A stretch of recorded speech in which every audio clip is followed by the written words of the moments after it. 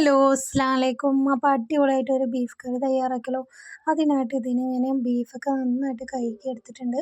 അപ്പോൾ ഇതുപോലെ ചെറുതായിട്ട് ഒന്ന് അരിഞ്ഞെടുക്കുക കേട്ടോ. അപ്പോൾ കട്ട് ചെയ്തെടുക്കാം. ഞാൻ കത്രികയും കൊണ്ടാണ് കേട്ടോ ഇതുപോലെ ഒന്ന് കട്ട് ചെയ്തെടുത്തത്. അപ്പോൾ ഇതിലോട്ട് നമുക്കൊരു കുക്കറിലോട്ട് മാറ്റി കൊടുക്കാം.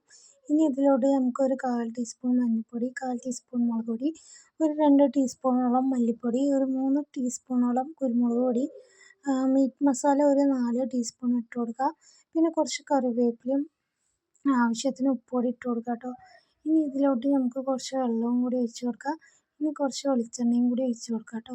എന്നിട്ട് ഒരു 10 വിസിലായി വരട്ടെ കേട്ടോ. അപ്പോൾ ആ സമയം കൊണ്ട് തന്നെ നമുക്ക് സബോള അരിഞ്ഞെടുക്കാം. അപ്പോൾ സബോള ഇതുപോലെ നൈസായിട്ടൊന്ന് അരിഞ്ഞെടുക്കാനായിട്ട് ശ്രമിക്കുക.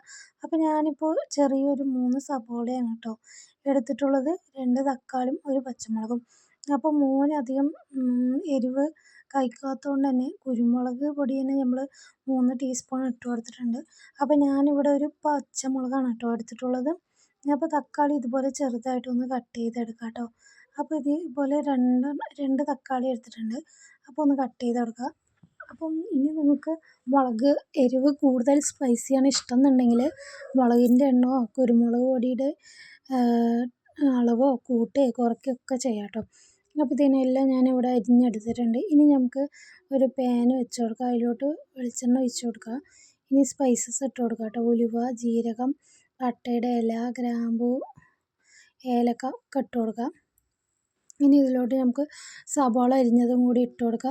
സബോള നന്നായിട്ടൊന്ന് വാടി വരാനായിട്ട് നമുക്ക് കുറച്ച് ഉപ്പ് ഇട്ട് കൊടുക്കുക. പിന്നെ ഇഞ്ചി വെളുത്തുള്ളി പേസ്റ്റ് ഒരു 2 ടീസ്പൂണോളം ഞാൻ ഇട്ട് കൊടുത്തിട്ടുണ്ട്. അപ്പോൾ ഇപ്പോൾ തന്നെ ഇട്ട് കൊടുക്കുക കേട്ടോ. എന്നിട്ട് നന്നായിട്ട് ഇതുപോലെ ഒന്ന് മിക്സ് ചെയ്തെടുക്കാം. അപ്പോൾ ഈ സബോള നന്നായിട്ട് മൂത്ത് മൊരിഞ്ഞ് വരണം കേട്ടോ.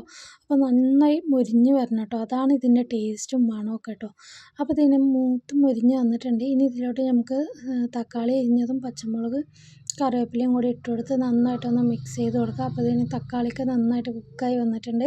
ഇനി നമുക്ക് വേവിച്ച് വെച്ച ബീഫ് കൂടി ഒന്ന് ഇട്ട് കൊടുക്കാം.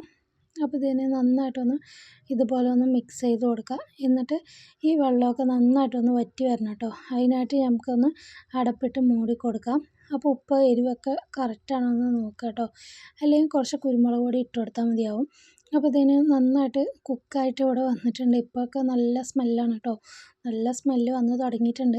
അപ്പോൾ നിങ്ങൾക്ക് ഇതുപോലെ എന്തായാലും ഒന്ന് തയ്യാറാക്കി നോക്കുക കേട്ടോ. ഞാൻ പറയുന്ന പോലെ അല്ലല്ലോ. നിങ്ങൾ ഉണ്ടാക്കി നോക്കിയിട്ട് ഫീഡ്ബാക്ക് കൂടി അറിയിക്കുക എങ്ങനെയുണ്ടെന്ന്. അപ്പോൾ കുറച്ച് പച്ച വെളിച്ചെണ്ണ ഒഴിച്ച് കുറച്ച് കറിവേപ്പിലയും കുറച്ച് മല്ലിയിലയും കൂടി ഇട്ട് കൊടുക്കുക. അപ്പോൾ ബീഫ് ഇഷ്ടമുള്ളവർ എന്തായാലും ഇതുപോലെ ഒന്ന് മസ്റ്റായിട്ട് തയ്യാറാക്കി നോക്കുക. ഒരു കിടുക്കാച്ചി ഐറ്റമാണ് കേട്ടോ എന്തായാലും. അപ്പോൾ നിങ്ങൾ എന്തായാലും ഇതുപോലെ ഒന്ന് തയ്യാറാക്കി നോക്കുക. ചുമ്മാതെ പറയുന്നല്ല, അടിപൊളി ടേസ്റ്റാണ് കേട്ടോ. അപ്പോൾ ഞങ്ങൾക്ക് കാണുമ്പോൾ തന്നെ മനസ്സിലാവുന്നുണ്ടാവും. അപ്പോൾ ഹോട്ടലിൽ നിന്നൊക്കെ നമ്മൾ വാങ്ങിച്ച് കഴിക്കുന്ന അതേ ടേസ്റ്റിലാണ് കേട്ടോ ഞാൻ തയ്യാറാക്കിയിട്ടുള്ളത്.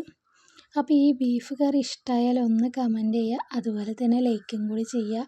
ഒന്ന് സപ്പോർട്ട് ചെയ്യുക, സബ്സ്ക്രൈബ് ചെയ്യുക കേട്ടോ. ഷെയറും കൂടി ചെയ്യണേ. Thanks for watching. അസ്സലാമു അലൈക്കും.